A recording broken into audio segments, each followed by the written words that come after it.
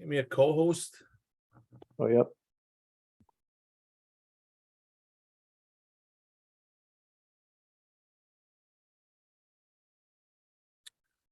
So we're gonna go to that one first.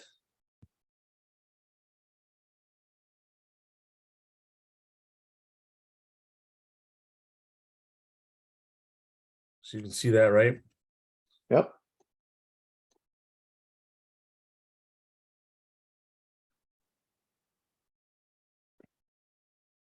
We already got more guys waiting than we had the first session. Well, that's a good sign. Yeah.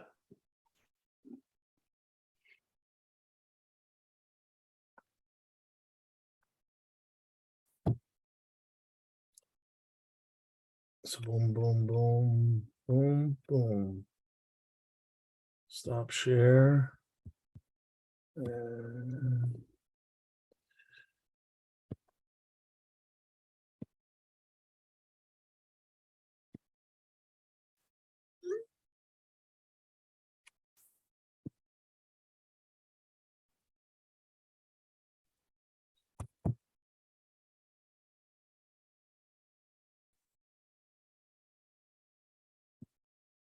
there we go. You can see those, right? Yep.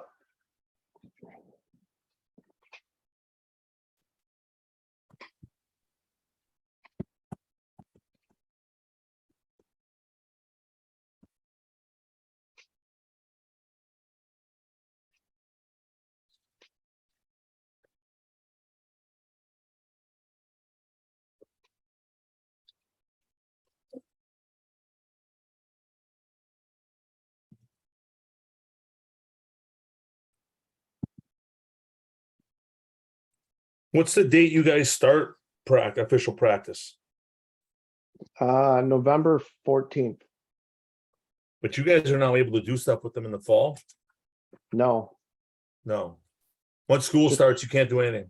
July 31st is the last day we can do anything with them. July 31st. Okay.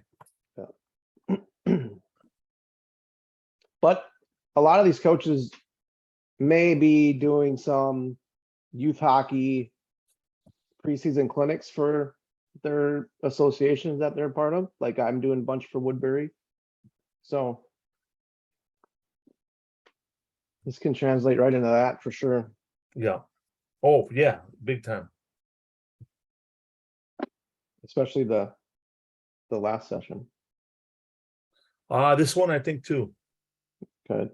Huh. All right. I'm gonna start letting people in here. Okay.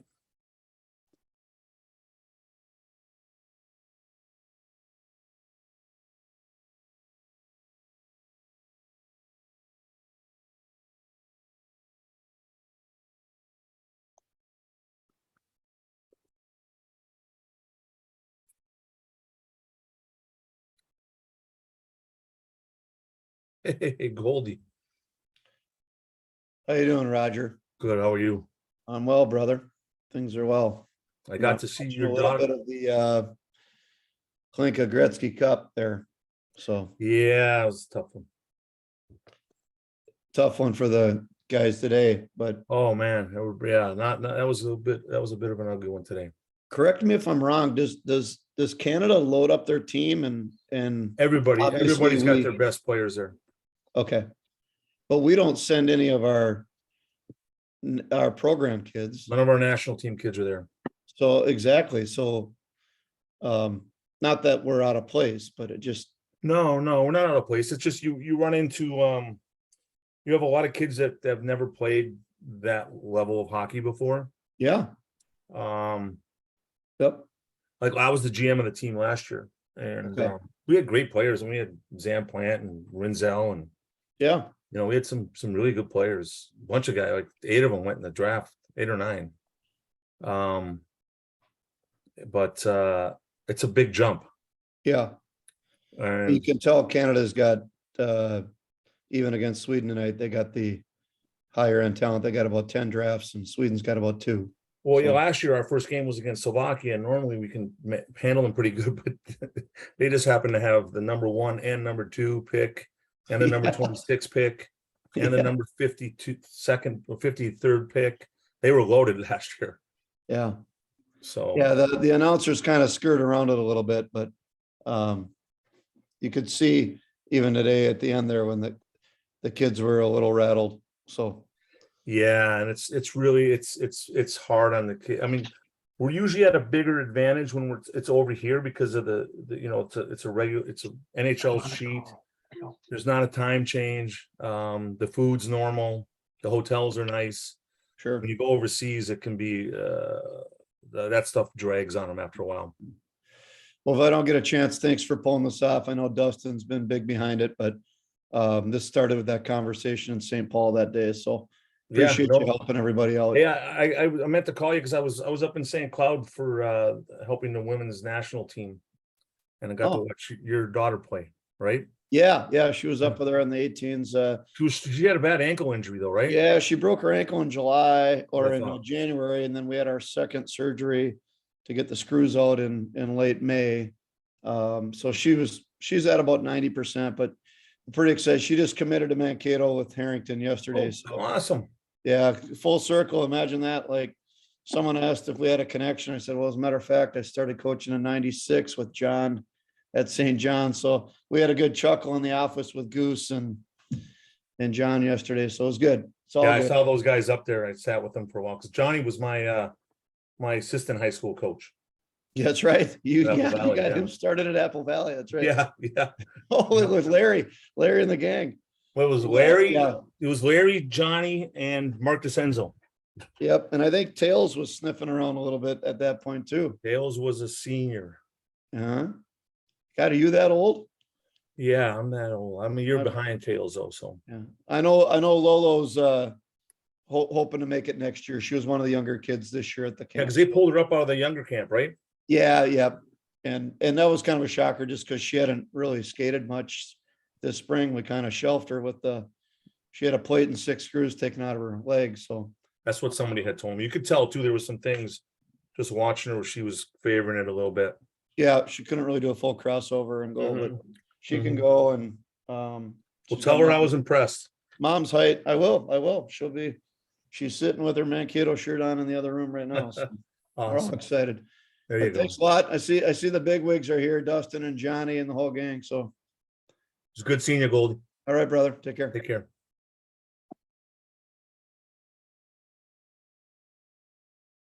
Still got some guys coming in, so we'll hang on maybe 1 or 2 more minutes here. No problem.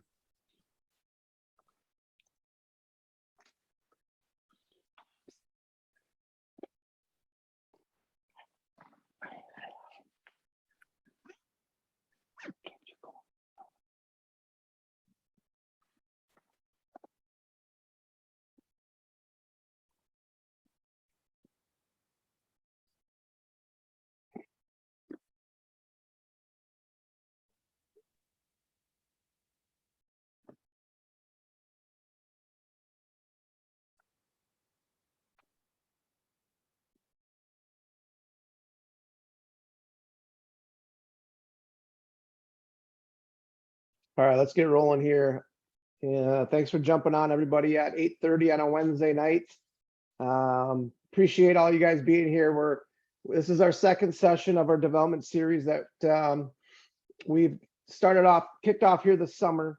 This was kind of a brainchild of Rogers back in March at our Minnesota Coaches Association meeting, and we got it going back in June. Early June was our first one, and then we have one obviously tonight, and then we're gonna have one more, I think, Zoom in September potentially. We're talking about that right now, and then we're gonna go hopefully live at our Coaches Association meeting in the fall in October.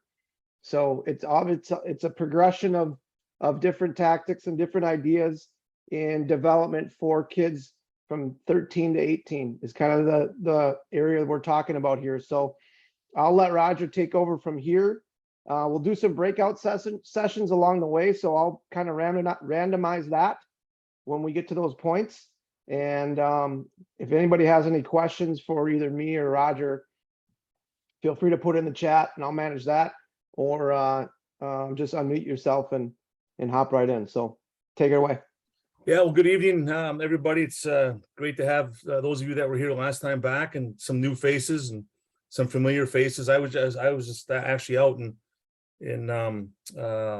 Minnesota. I just got back last week. I was there for 12 days, and I was actually up in St. Cloud working with our women's national staff for the women's national 18 team, and just doing some of this stuff, some of this coaching development stuff. And I think what's really important to understand is that if you're really going to have player development, it starts with coaching development. And I think having discussion and dialogue and interaction with people and different thoughts and people that might think outside the box or force you to kind of be uncomfortable, I think that's really critical, not only for your own personal development, but I think it'll pass down to your athletes as well. So we wanted to start with tonight, those of you that were here last time,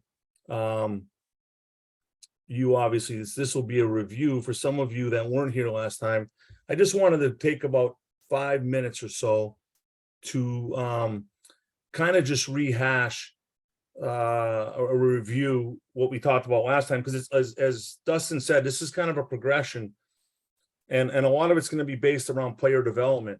And last time we talked about how you maximize player development when you're on the ice, and we talked about the 5 elements of a great practice.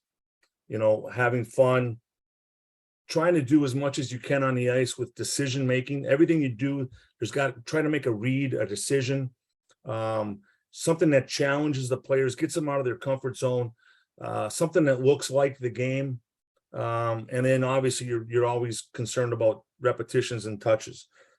And so if I can build my practices and my training sessions where I'm trying to hit those 5 things as often as possible, then I'm going to have the opportunity to maximize every opportunity I have with my athletes. It's instead of hitting singles and maybe doubles, I'm hitting triples and home runs every time I'm with them. And we talked a little bit about how practice doesn't need to just be physical. There's so much out there now with skill sessions, skills coaches, working with our top athletes on both the men's and women's side. This past summer, I ran our national 17 camp in Buffalo. So I said I was with the women's and was particularly there to help with the coaches. And then, helping pick our Holinka team, which just played their 3rd game today and unfortunately got beat by the Czechs. There's some things that really kind of hit me over the head that we're going to kind of discuss tonight, but really practice needs to be harder mentally and emotionally. And I think we need to make sure that we're really, a lot of the focus is on what happens physically. Can we make them faster, stronger, better hands, better shot? But are we really focusing on the mental and emotional aspect of the game? Because that's so critical, especially if we're going to really make players that are going to be able to be successful at the next level. We've got to attack all 3 of those areas. We can't just attack one. And then the culture that you create in practice, building confidence in your weaker players, handicapping your best players. I mean, we have so many kids who can skate, who have great hands, but they just can't put it together in critical moments in the game, especially, and we're going to add, this is going to be the theme of tonight. And I'm going to save it for the next phase here, but really embracing and forcing failure, like really creating a culture that forces failure over and over again, and understanding that development doesn't happen because I'm telling them what to do. It happens through them just doing it, forcing them to do it. Okay. And thinking about creating chaos, physical chaos, mental chaos, and emotional chaos in your practice, and having our players understand how to manage those 3 areas in the game of ice hockey. So that's kind of a quick review of what we talked about last time. And I would just throw it out to the group. Does anybody have anything that they'd like to add that maybe they picked up, or something maybe that they did over the summer with a group of athletes based on what we talked about last time, or any thoughts there from the group, or any questions before we get started in phase 2? Hey, Roger. Yeah. Scott Malco from Minnesota, obviously. Hey, Scott. You mentioned twice or a couple times, I missed the last meeting. Can you give me a couple examples of the emotional chaos Yeah, or so the emotional, side that you're talking about? yeah, so for example, getting a kid having your goaltender in a cross ice game throw a stick to the side for 3 seconds. So now he's got to play without a stick, and his teammates got to read that, right? Playing a cross ice game or doing a drill where I yell a kid's name, and that kid has to leave the game or the drill, go out to an area, perform some type of skating technique, and come back in, and do his teammates and the opponent in whatever the drill or the game is realize that they either have a man advantage or they're down a man. And how does that player who now has left the game, maybe it's a bad line change, maybe somebody fell down, maybe all the little things that happen in a game. And we want our practices to be so clean and so perfect. We actually can sometimes set our athletes up for failure in game time. And at the end of the day, is it the player's fault or is it our fault as coaches because we haven't created that culture on a daily basis and we just expect them to be able to flip the switch? And I don't think it's realistic. And I think in my generation, growing up back in Minnesota and growing up in Apple Valley and then going up to my grandfather's rink up in Hibbing in the winters and playing all that unstructured play, all it was chaos and emotional stress because you were either, you were cold, you were chasing the puck, you were playing against older kids, younger. There was all kinds of different factors that we kind of protect our players from. So that was kind of the gist of it, Scott. I'm glad you asked that because we're going to take that now, that mentality, that culture, and we're going to move it into the game day. So we talked about practice day. Now we're going to talk about what does player development look like on game day? Okay, so that's going to be our theme today. Does anybody else have a thought or a comment from last time? No? Okay, so what we're going to do now is, like I said, is we're going to take what we talked about last time and we're just going to take it to a level of like I said, game day. And so I would ask the group, in your mind, what is player development? What does it mean to you if I say player development? Anybody can just unmute themselves and throw out an answer. Who's got a thought? Because I think a lot of people are throwing this phrase around. I think a lot of people in the NHL are throwing around. Certainly college coaches are. Certainly we are at USA Hockey. But I don't think people have really dug underneath the surface of what player development is. Because I think what I'm trying to get you guys to, as far as the thought process, is a lot of people, when they think of player development, they think of speed, hands, decision-making. But when does player development start? When does it end? Is it just on the ice? Is it in the locker room? Is it between periods? Is it pregame, postgame? Is it every interaction I have with my athletes? And not just me, my assistant coaches, my trainers. If I have somebody who's working with my athletes strength-wise, a trainer, a therapist, whatever. Every opportunity that we have when we are with our athletes is an opportunity for player development. And so if we can attack it with the mindset that everything we do when we're with our athletes, regardless of whether it's on the ice or not, we have an opportunity to help them get better. And so that's what the focus is going to be today. Because for me, watching our best athletes on the men's and women's side this summer, the question I'd ask you as a coach, how do you have success when the opponent has the same level of physical and technical abilities? Because I can tell you right now, when we play Switzerland and Germany, we can beat them 5-6-0. It's an easy game for us. But when we go up against the big dogs, the Finns, the Czechs today, the Russians, the Canadians, the Swedes, and they have the same ability physically, they skate as well, their hands are as good, we've come a long way in our country with our athletes and their technical abilities. But we're hitting our head on the ceiling right now because we haven't attacked the player development side of the emotional piece, of the mental piece. And I think it's absolutely critical. And I think for you as a program and as a coach, if you don't dig deep on that, you can only get them so far. Because at some point they're going to come up against somebody that has the same technical abilities, or maybe a little bit better. And that's only going to get you to a certain level. And so I think the question you always got to ask yourself is, how do we have success when we get up against people or teams or individual players who have the same or better technical abilities as we do? Does that mean we're going to now spend more time on making our kids faster? Are we going to put even more time in the physical aspect of it? Or are we going to attack it from two other fronts? And I think what you do during the games and how you handle that is a huge part of this. What we're going to do now is we're going to take you and put you in groups of 5. And we're going to give you 8 minutes.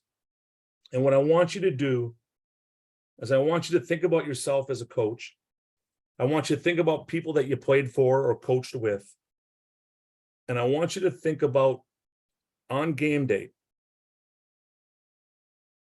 what percentage of the amount of time do you think the responsibility of the coach is to analyze? And what percentage of the time is it to manage? And furthermore, I want you to with the group that you're with, I want you to ask each other what you think you're better at. What's your strength as a coach? Is it the analyze piece of the game, or is it the management piece of the game? Okay. So having said that, I am going to go to Aaron Johnson. Aaron, good to see you again or talk to you again. How you doing? Good. What are we going to do next? We are going to get into breakout rooms, and with our group, we are going to discuss the difference with analyzing versus management for a coach, and then we're going to talk about which of those two we feel we're stronger at during game management. That's fantastic. I couldn't have said it better. Perfect. We'll see you guys back here in 8 minutes.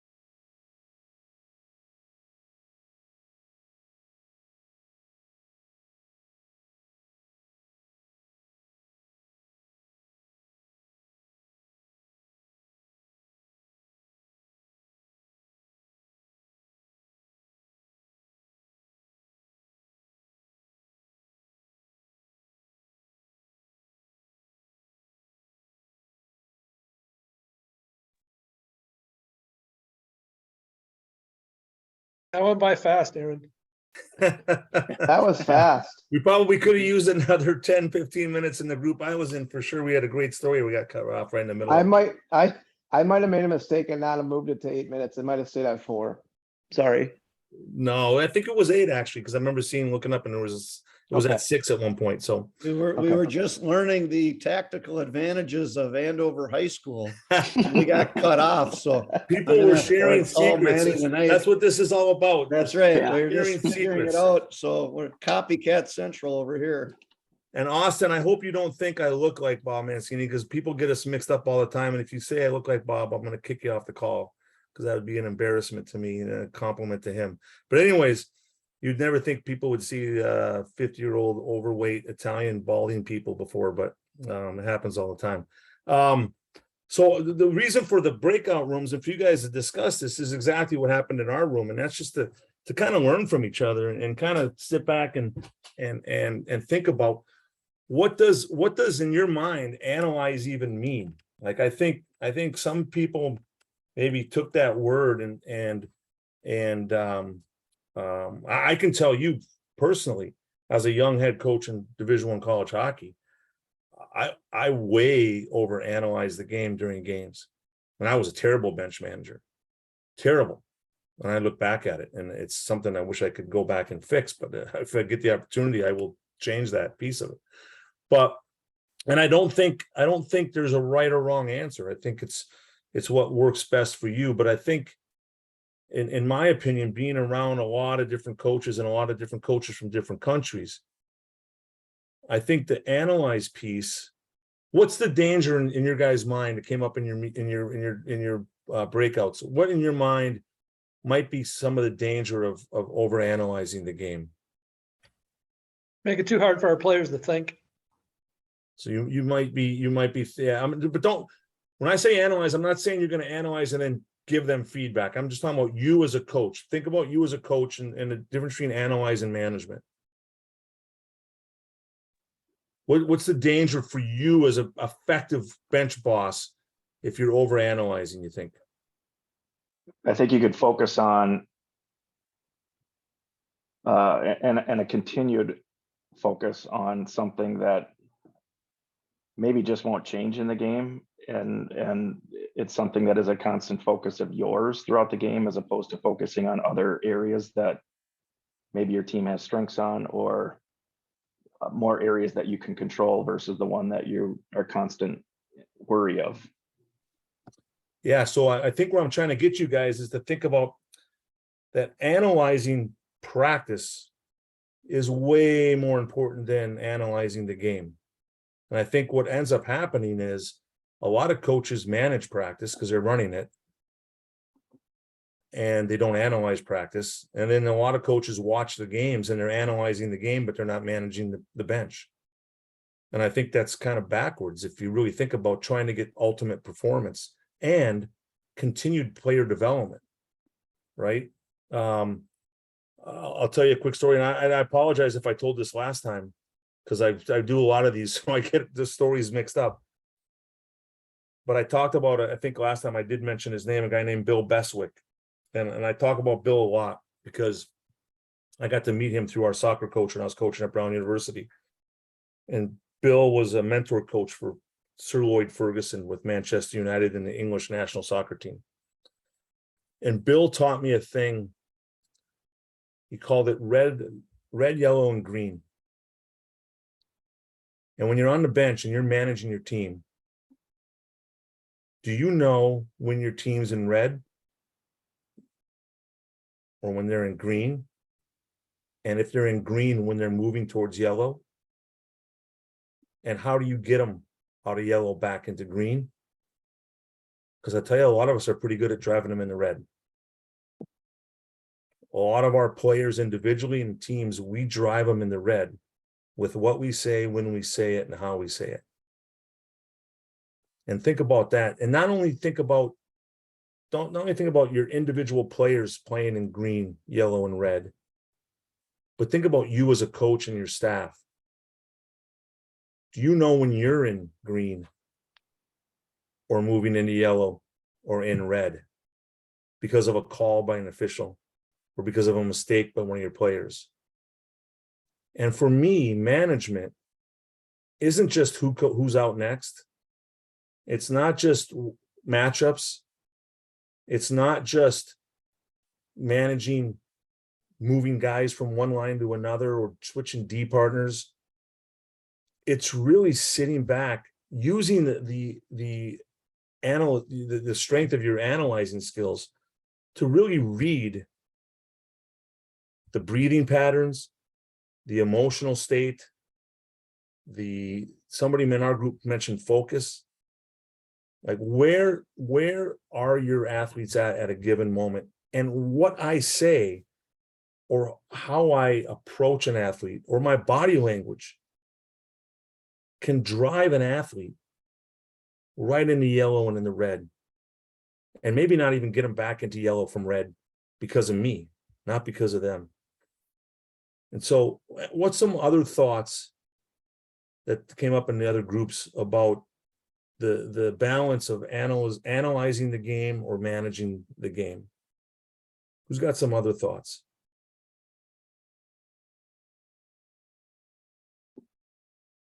Something came up in somebody's group that maybe triggered some other discussion. What do you got? Yeah, I guess we talked about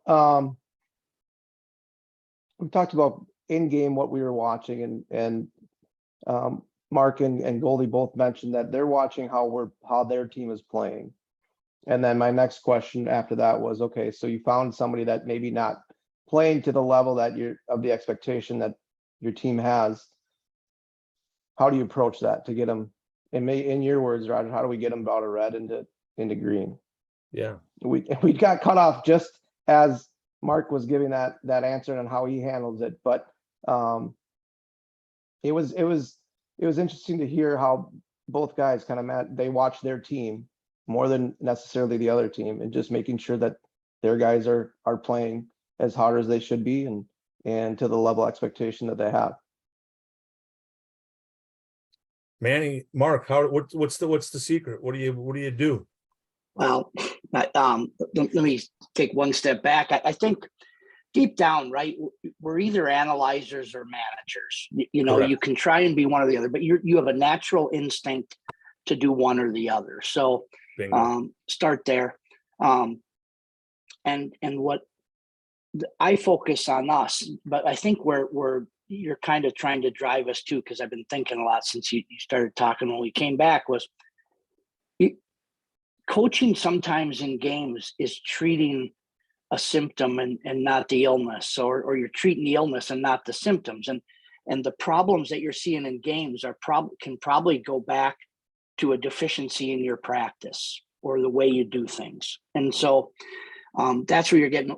My personal style is I tend to be the bad guy at practice. I am blowing things up all the time. In a game, I rarely coach on the bench. Just I pat on the back. I try to start everything with was that a bad pass, or you just miss it, or what did you see on that? Why did you go there? And that's the end of my involvement in it. Rarely, and Goldie said the same. We don't make a ton of changes because the kids aren't only worried about what I think.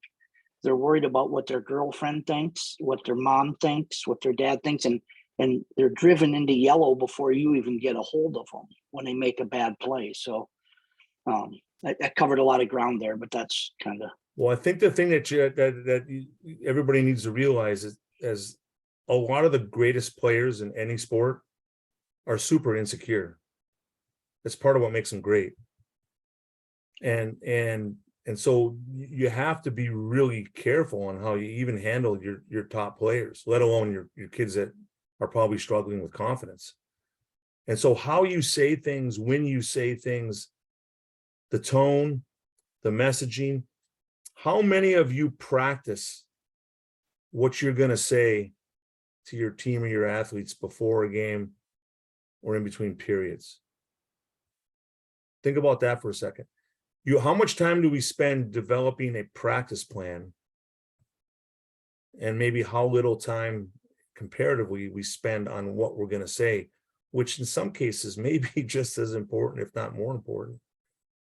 because of the hidden messages in our message that they might take out of it, right? And so I think it's really important to think about coach development. And Mark, you nailed it. We all are going to have a strength in some pattern or some part of coaching than we do, and we're going to have our weaknesses. But reflecting on that, understanding that, and attacking it, just like we would expect our athletes to do, is absolutely critical. It's absolutely critical. If we're going to really have player development, consistent player development, then how we handle not only practice, but game day, on the bench in games, and then take it a step further, not just analyzing management,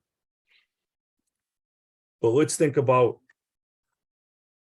pregame talk, between period talks, post-game communication, coaches' feedback during the game, all that stuff, all those opportunities to help a kid become a better player, and really planning that out and thinking that through and understanding how, when, why, and where is really important.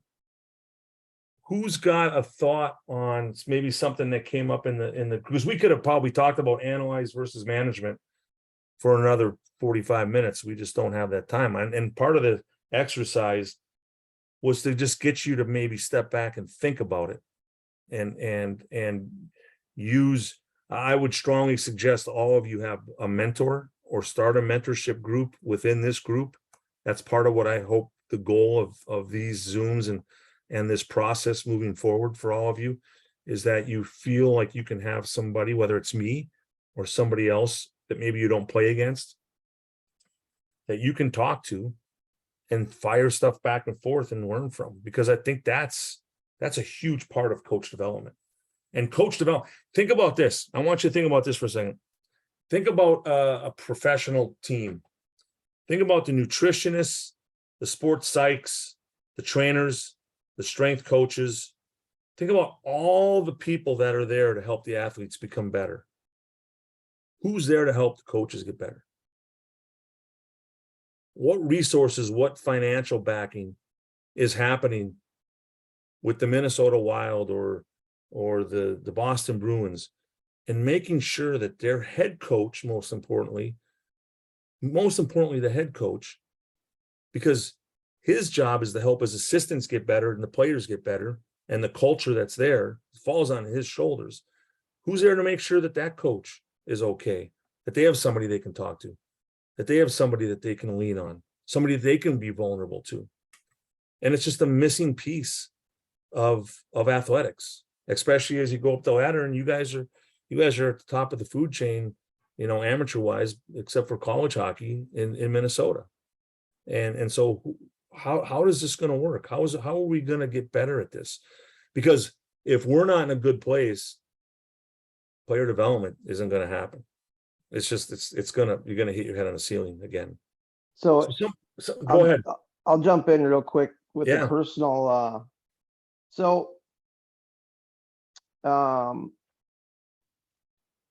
A parent approached me this summer, the proper way, where, like it was a constructive conversation. And he actually has been training in leadership for 20 years. It's part of his job. It's what he does.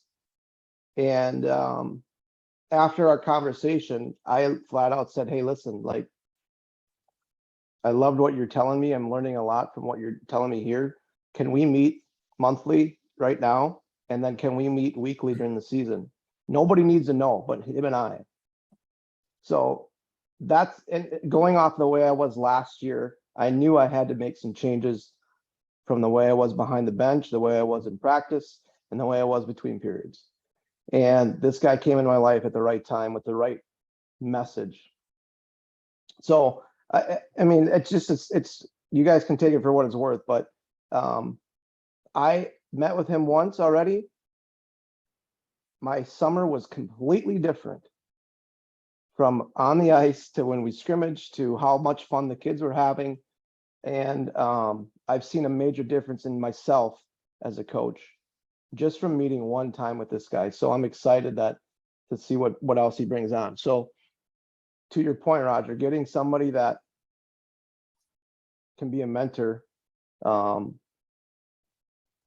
be a huge help. I have a mentor at work too. Like it's important. It's really amazing what we don't see when we're in the heat of the battle. Like the stuff that you just don't see, it's not clear to you because there's so many things, running around in your head that even the simplest things you can miss. And it could be a sign a player is trying to give you to tell you that I'm struggling here, coach. I need something from you, to just you being part of the problem, and being in the way of positive growth. But somebody talk to me about any one of the things there: pregame talk, between period talk, postgame talk, and feedback during the games. Who's got something that they've learned or something they do that might be a little bit different than others? Who's got a thought that they want to share? Hey Roger, this is Austin. I'll throw something on the post game. Yep. We can win by 5 goals and we can lose by 5 goals, and I try to keep my post game to under 60 seconds. I think there's a lot of emotion in both directions. Can't get too high, can't get too low. My post game communication is typically the first 5 minutes of practice the next day, when we've had, kind of the 24-hour rule that we talk about, a chance to sit back and, the games that we maybe at the time didn't think we played very well, you can find some things that we actually did do okay, and talk about those things. Games, just the opportunity to take the emotion out of it and have some constructive conversation in dialogue with the players. That's something that we've done lately that we didn't necessarily do in our first, as a coaching staff, the first few years we were coaching, and really seems to bring some added value. That's becoming a pretty common theme across all sports at the higher levels. And I think we've all been there. Certainly I have been, where we've said something after a game that we wish we could pull back. But once you say it, it's there. It lives in your players' minds forever. And you can't take it back. And so you're right, Austin, the emotional impact of what just happened over the past 60 minutes or however long the game is, can really have a negative impact on player development, by what you say. So a lot of coaches are just stepping away from the post-game talk. How about some other ideas? Roger? Yes. Golda here. Hey, I don't know if guys were at the coaches clinic last year, but I took a lot from what Nate spoke to at Providence about windows and mirrors. And, we kind of do different things about it. But what I really found helpful on windows and mirrors was it gave me information, almost like a pop quiz in school, on where the guys are at. Like, what did we do well? What did we not do well? Because I'm already on to Friday's practice or Monday's practice. And I'm just trying to get a pulse to see if these guys understand anything about what happened tonight before we get on to the next practice. And the windows and mirrors gave me a pulse on, are we starting to grasp things or not? And what to focus on next, rather than, because we talk about next shift, next period, next game. But that really gave me good information, because as we all know, you think you know what these kids are thinking and you don't. So you really need almost like a Q&A with them. And that 2 or 3 minutes we'd have after the game was really, really informative to us. And then as a staff, we'd go out after the game and try to digest the game, but we'd be like, oh yeah, remember when this kid said this after the game? So they are understanding transitional turnovers or the importance of discipline, or, it kind of helped us narrow down our focus to what we needed to really work on with that group at that time. No, it's an interesting point. I remember coaching the Lincoln team one year, and Thatcher Demko was our goaltender, and Thatcher always had a notebook with him. And after one of the games, we had a tough loss. I can't remember, it was against the Russians or somebody, and he played well, but over there, the margin's so slim. And, he's writing in his journal, and I sat with him And I said, what are you writing down? And he said, well, it's the first goal I'm writing down. I said, I remember looking at him thinking, man, you know what? This kid's going to be special because he's got the ability to self-assess and reflect and be honest with himself. But the one piece of advice I give him is said, just don't beat yourself up. Like, don't drive yourself too deep. Like, cut it off at some point and move on, learn from it, reflect. If we could get some of our better players to self-assess more honestly, some of them do, but they take it to a level that's unhealthy and it just crushes them confidence wise. And so for you to kind of grasp that and understand that's really, really important. But as a coach, the ability to self-assess and reflect so that your messaging and your next step as a coach after a game is the right step. And I think that that's really, really, because that's a special moment that's got to be handled really well. I know a lot of coaches at Division I college hockey level, some right near Sky State, that they basically go in and just say what the schedule tomorrow is going to be. And then to Austin's point, the next morning, after watching video, after self-reflecting, after self-assessment, after really kind of analyzing now, because now I'm out of management mode, I'm in analyze mode. And I'm going to take what I analyze, I'm going to put it back into management mode, right? And I'm going to make sure that I handle the management piece the next day properly. So I don't take an opportunity for player development and turn it into a negative. And that's, I think, where we're trying to get to tonight, is just to have you step back and think about it. How about in between periods? Who's got a thought on in between period discussion? Hey, Roger, this is Tom. I'm on goalie staff at Minnetonka. I think one of the things that we do is we let the kids decompress a little bit. Again, get their breath. You know, they just came out of an intense period of hockey, right? And we quick meet as a staff. And again, going back to what goalie said, what are we doing? Focus on the things that you control, not what your opponent does, and just give a couple, pep talks to the kids and let them feel good. Maybe coach them up a little bit, but again, don't overanalyze the situation. Again, focusing at yourself. Yeah, I think it's a great point, Tom. And I think some of the best coaches I've had or been around, they had their non-negotiables. There was 3 or 4 things that they were just not going to tolerate or allow. But after that, it was all over the map. Mhm. And it's because they didn't want to micromanage every aspect of the game. That's right. Because they knew that by doing that, my play is now dictated by the coach, not by me. And if you, as the coach, are the one that are making the decisions, making the reads, taking care of all the patterns, doing all the thinking for them, player development's completely ended. You're not making better hockey players because they're just leaning on you. And I think that ability to have certain things that you're not going to tolerate, and having the kids understand that and being consistent with that, but then letting them, like I call it, painting within a frame and not paint by numbers. A lot of coaches coach paint by numbers. And to me, it's a frame, and then you guys paint within the frame. Got to let them paint, because that's player development, right? And people paint differently. There's not one way to paint. That's right. Paint by numbers, there's only one way. But actual painting, there's a lot of different techniques and patterns and rhythms and ideas and philosophies. And so that's good stuff, Tom. That's great. How about one last thing? How about feedback during a game? How about how important do you think feedback in the heat of the moment is, and how do you handle that?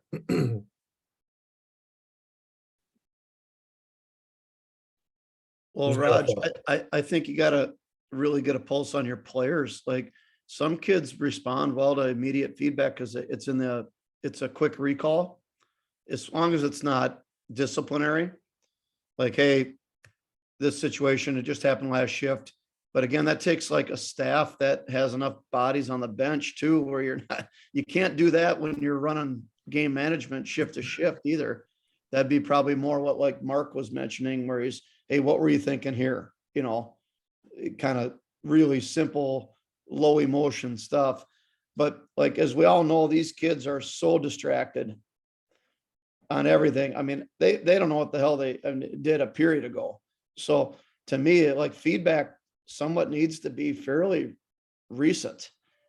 I mean, these kids are like, even when you bring up video and you talk to them about it, hey, we're going to show a video. They're like, that wasn't my shift. Well, yeah, that's your number. It's on video.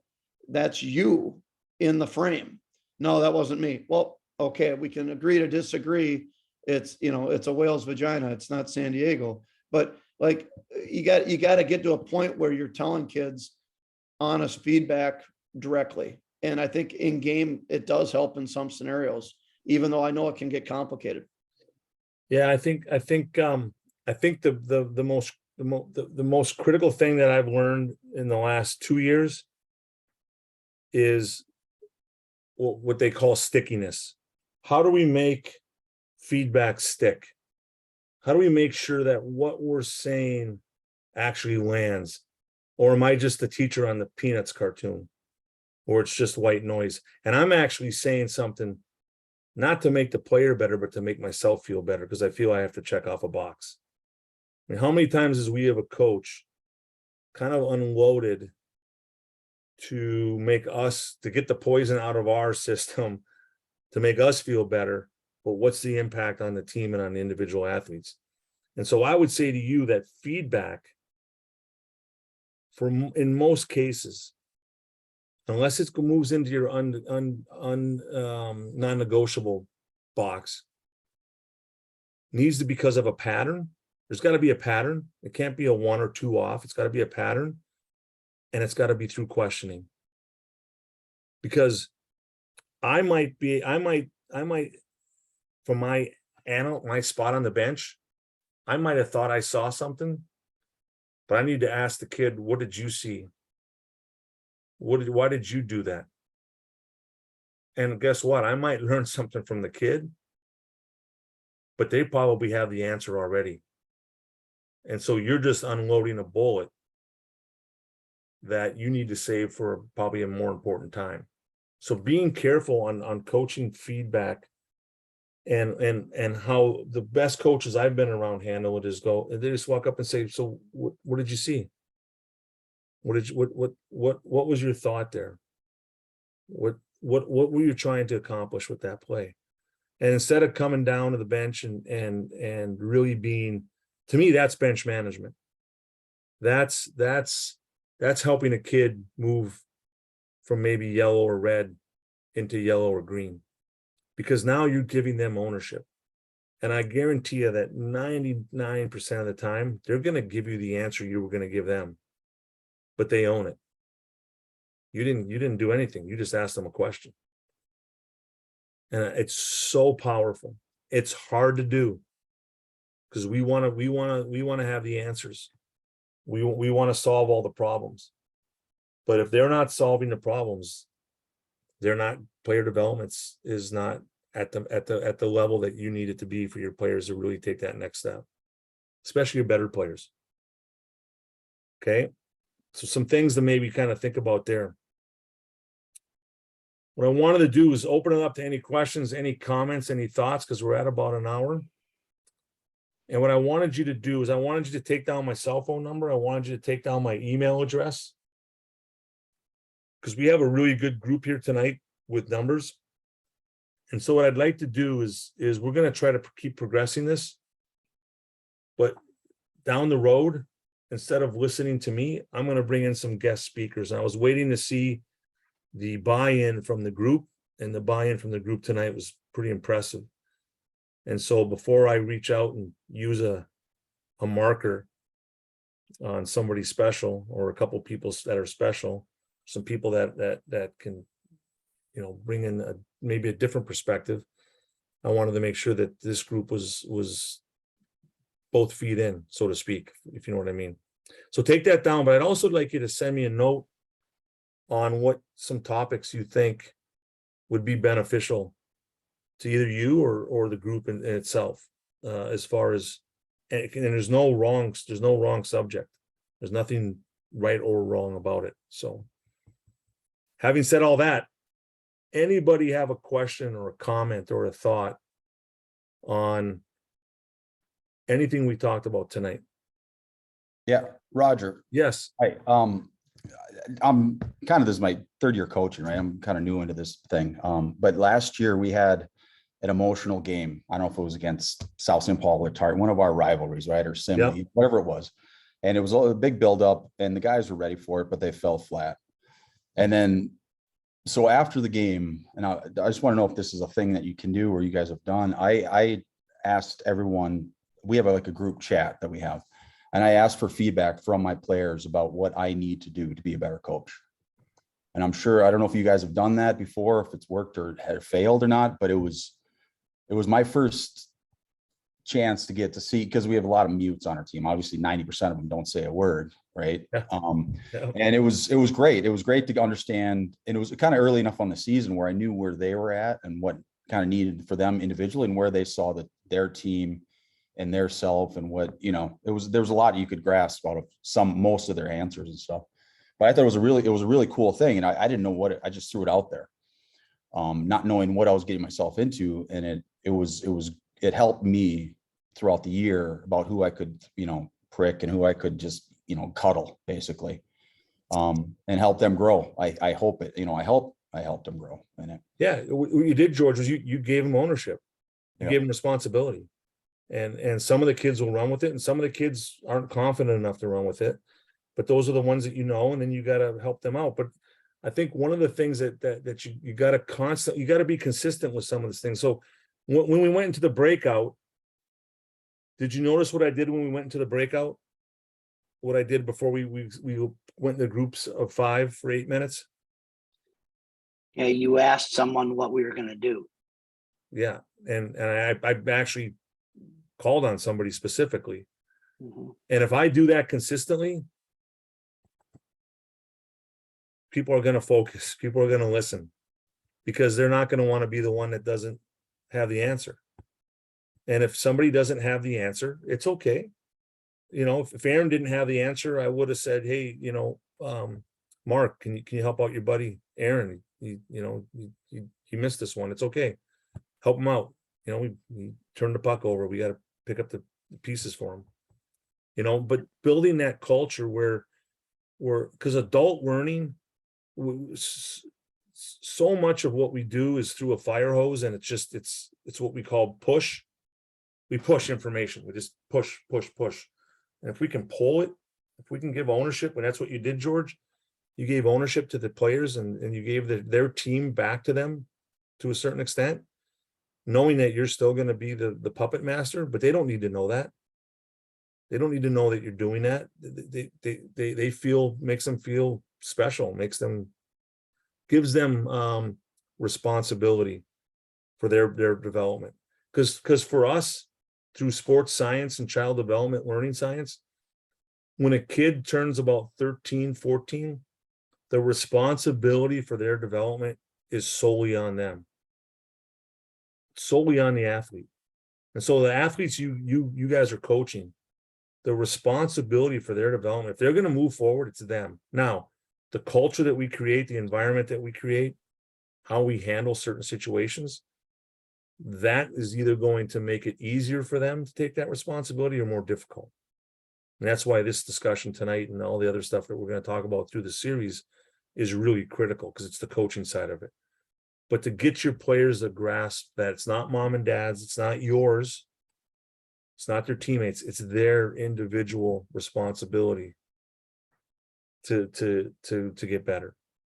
I'm going to help you. I'm going to be there to support you, but you've got to take ownership. So if you can model that for them, like you did, George, that's a game changer. It might blow up in your face, but that's okay. Because you're showing that, you know what, you're a human too, and you don't know everything. You're not perfect. And with the modern athlete, my buddy always told me, sell, don't yell. And that's basically giving ownership to your players. You got to sell it. You know, you got to sell what your culture is and what you want them to be. You can't yell it. You can't just tell them. How about somebody else? So I had a suggestion that was brought to me actually through my mentor. Pairing up guys in practice for accountability. So pre-practice, the two guys would get together and say, here's what I'm going to focus on today. And then so the other guy's got to watch him to see if he's actually going to do that or not.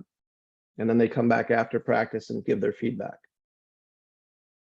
Yeah. So, And that's exactly, I'm just gonna, while we're on this subject, I'm glad you said that. You guys, if you want to get off, you can get off, because I can do this for another hour, because I love doing this stuff, but talking hockey and coaching. But what we've done at our national camps now, on both the men's and women's side, is we have completely changed the way we're trying to not only develop our players, but we're trying to develop our coaches that work with our players. And so what we've done is we've put together, and I think I helped, I got Minnesota Hockey to kind of do some of this as well. But for example, I'm going to share my screen with you here. Can you guys see that? No. So,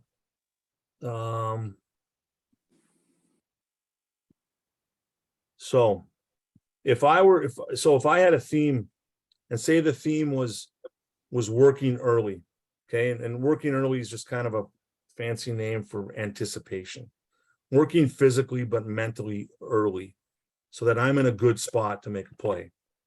And so what we forced all of our coaches at national camps to do is watch these clips, and we had clips for different age groups.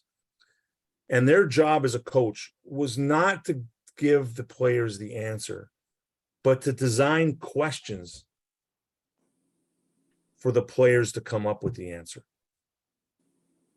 So my job is when running the video as a coach through player development was not to give information.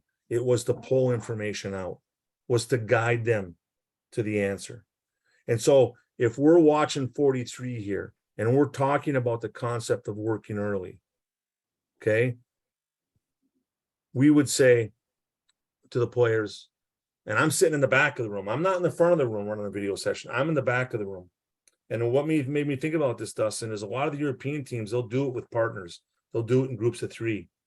And they'll let the players run the video session, but the coach facilitates, because they know they have a desired outcome they're trying to get to. And there's a goal and objective to the process. But my job is to facilitate it, not run it, right? And I run it through questioning. So some of the questions I would say to the players, okay, 43 here. What should he be looking at? If he wants to work early, mentally and emotionally and physically, what information is he reading right now? And we would get the players to talk about the eyes of this player, the stick of his teammate. Where's he forcing the puck? How about my coverage? Where's his feet? Where's his body position? Where's his stick? What's the information that the opponent's giving me and my teammates are giving me? My relationship to my teammates, the opponent, and the puck. So to think about when I run video sessions or I run a discussion with players, it's not telling them the information, it's pulling it out of them through questioning, because it's so much more valuable if it's their answer, right? And they might not get to it right away, and they might even say something that kind of blows you away, like, oh, I didn't even think of that. That's a great comment, Steve. So the point reason for me showing you this is this is modern coaching. This is coach development. And this is managing your sessions, your training opportunities with your athletes to maximize player development. Because if you're giving them the answers, you're going right back to paint by numbers. And it's so easy to fall into that trap, because we want to get through it. We want to check off the boxes. And we want to make sure that me as the coach, I gave them the information. Now I fully expect them to be able to deliver that on Saturday and Sunday. Doesn't work that way. It just doesn't work that way, especially with the modern athlete.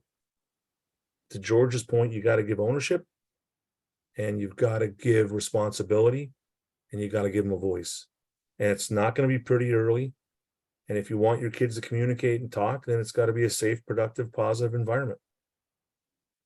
So Dustin, you dusted off something that was in the back of my mind. We went right into another conversation.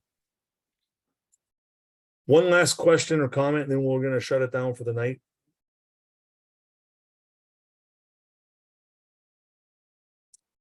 Anybody? I got one for the room, and it sparked what we talked about before. We all have game sheets that we kind of grade our team objectives.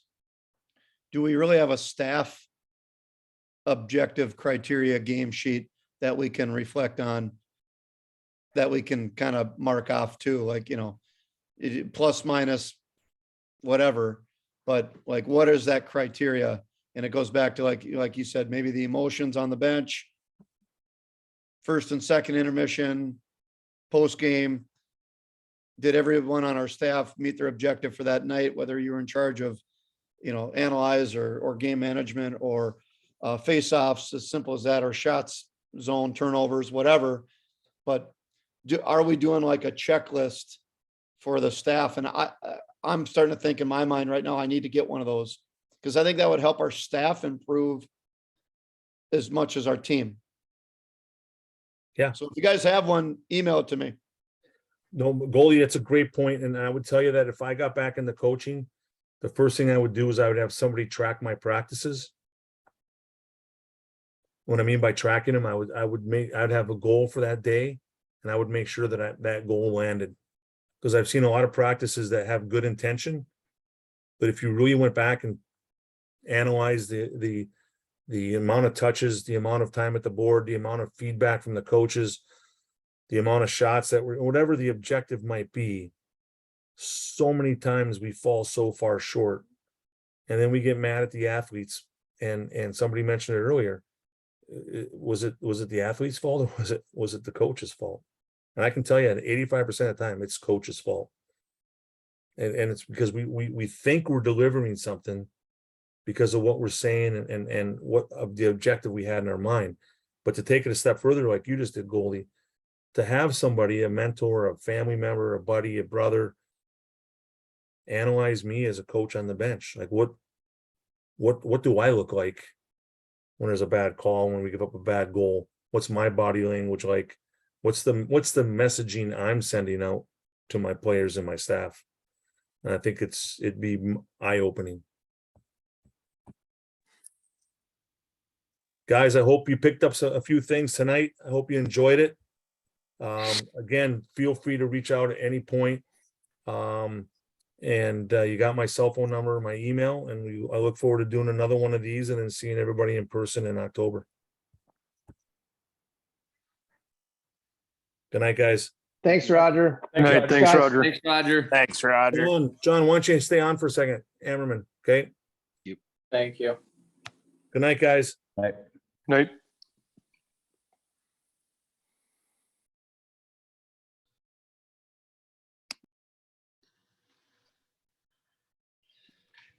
Roger, you were helping evaluate the 17s out in Buffalo. Yes, I ran that camp. Yep. Oh, nice. I didn't. So, but you're not up in Red Deer? No, they asked me to go up. I was the GM of the team last year, and it's with all the stuff in the summer, it's another 2 weeks away from home. Yeah. So I didn't go up, but I've watched every game. What, we have a kid on the team. Joe Grammer is a Moorhead kid. Yep. Yeah, defenseman number 6. Yeah. Yeah. Trying to think the games that I watched. First game I watched, Germany. I didn't watch a prelim game. And then Finland, I was able to watch about half. I had some school training this week, so I wasn't able. And then today I was able to watch the third period. I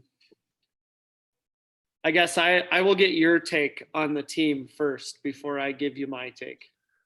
You know what? It's the merry-go-round from hell, John. It's a common theme that we run into with this particular event almost every year. It's usually not as noticeable when it's over here in North America, because some of the other stuff that happens when you go overseas doesn't come into play, meaning the time change, the food, the hotels, the heat, lack of air conditioning, Olympic ice sheet, all that stuff that kind of emotionally can get the kids off track. They get homesick after a while being over in Europe.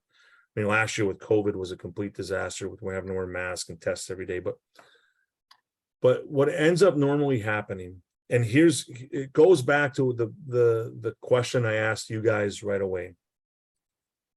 We have an epidemic in our country right now with our top players on the men's and women's side. And the epidemic is it's one-on-one hockey. It's selfish one-on-one hockey. And there's not a lot of accountability for our best athletes.